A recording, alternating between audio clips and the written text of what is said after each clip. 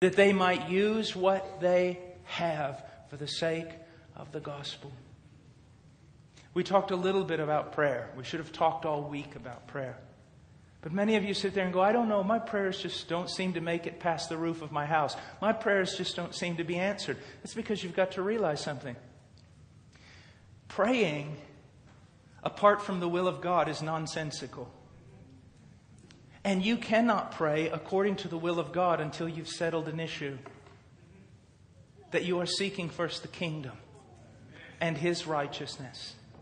And that everything you pray, everything you ask for is in the context of the advancement of His kingdom. Your attitude when you pray, regardless of what you are praying for, your attitude is this: hallowed be your name, your kingdom come, your will be done. Let me share with you how it goes. Something like this. Let's say that you are sick. You are hurting. You have a malady in your body. How should you pray? This way. Father, if by healing me, your name will be hallowed in a greater way, and your kingdom will come in a greater way, and your will be done in a greater way, then heal me. But if even through my death, your name is more hallowed, your kingdom comes at a greater pace, and your will is done more thoroughly, then grind me to powder. Lord, prosper me, that through the prosperity I receive, your kingdom will come and your will be done. That I might have the grace to use what you have given me for the sake of the kingdom. But Lord, if you can get more glory out of my need and my poverty, then impoverish me. Because my only concern is not my well-being, but the advancement of the kingdom unto the glory of God. Until you've settled that issue, prayer is nonsensical. Do you understand that? Like Dr. Piper says, prayer is just a wartime walkie-talkie for those who are at war.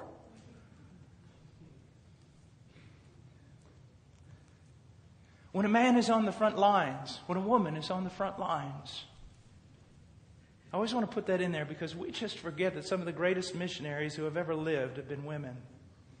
That's true. But when a man or a soldier is on the front lines, and he's totally void. He needs reserves. He needs ammunition. He needs food. He needs all sorts of things. And he is on empty. So he gets on the walkie-talkie. I need reserves. I need food. I need ammunition. Where are you? I am on the front line. It causes an urgency for those things to be sent up. Now, if a soldier comes on and goes, I need ammunition. I need food. I need water. Where are you? Palm Springs. It's like, what? That's the way most American Christians are. I need food, I need water, I need this, I need that. Why? Well, because I've got a whole bunch of things I want to do. I've read the book, Get My Best Life Now, and I want it. If you're thinking I'm making fun of that book, I am.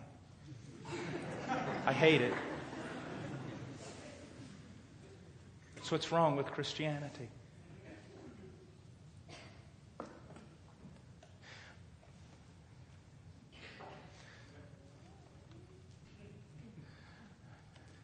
You ever seen lost people die? You ever seen children starve? You ever seen people gunned down in the middle of the street? I have.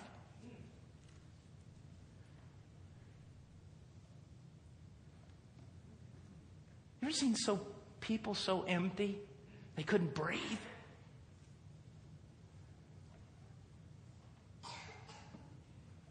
How can the American dream compare to that? What do we care about reputation or fame?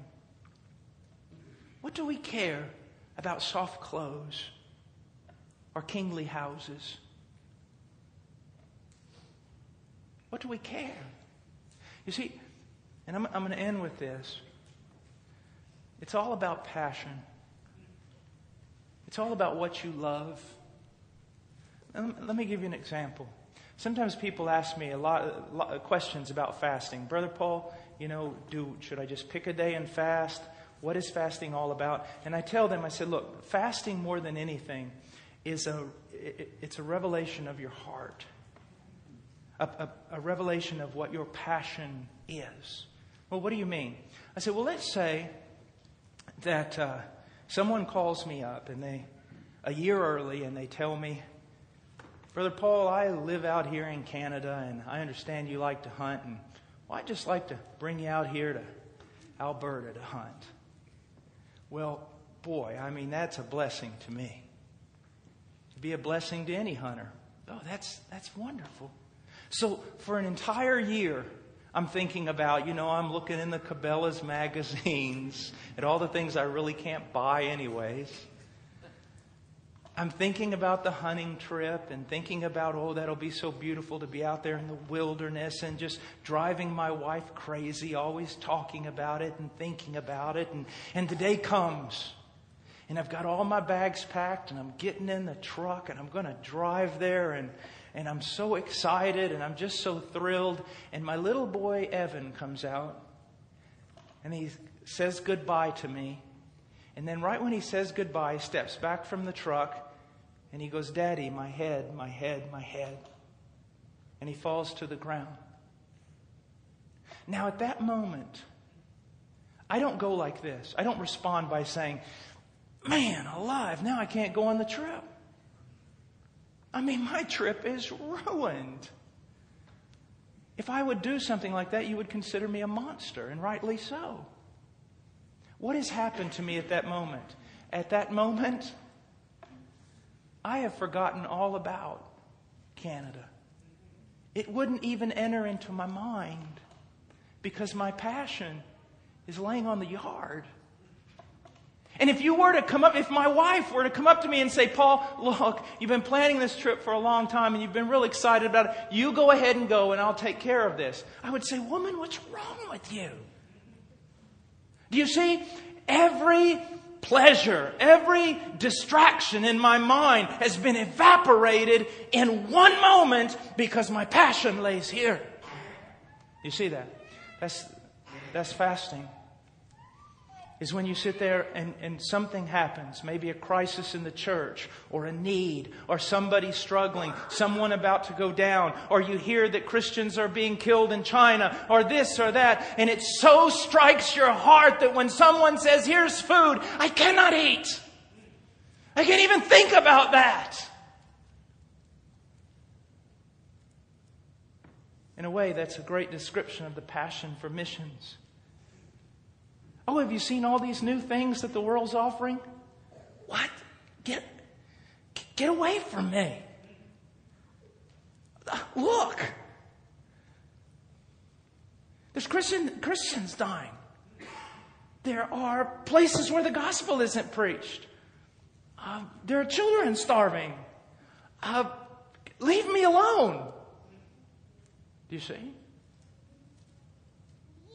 Now you say, well, Brother Paul, that teaching right there could cause a great extreme. Isn't it amazing that every time I point toward radical devotion to Christ, it's an extreme, and every time I tell people, well, don't take this stuff too seriously, I'm okay. Isn't that amazing? What was it that the man told C.T. Studd, famous missionary, when he was, I believe, in Cambridge? An atheist walked up to C.T. Studd. He said, if I believed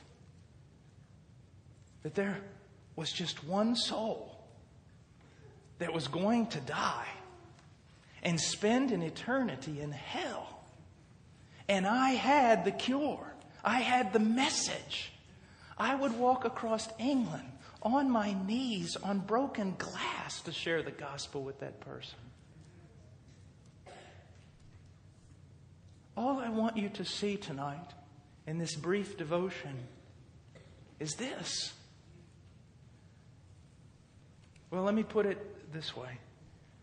Today I was asked by a radio interviewer why, when I was in Peru, Christians seemed to be so much more serious about the things of God and devotion and missions, so weaned away from materialism. What's the difference between those Peruvians and Americans? And I said, absolutely nothing. And he said, well, what do you mean? I said, when I first got to Peru, they were in a terrible civil war with the Sendero Luminoso, the Shining Path. It was known as the most dangerous Maoist militant group in the world. They were slaughtering people. 26,000 people died. Walk outside your house, there'd be dead people be woke up by bombs, windows getting blown out of the church, machine gun fire, dunking under pews. It was horrible. Sometimes have to wait 2 hours just to get a bag of rice.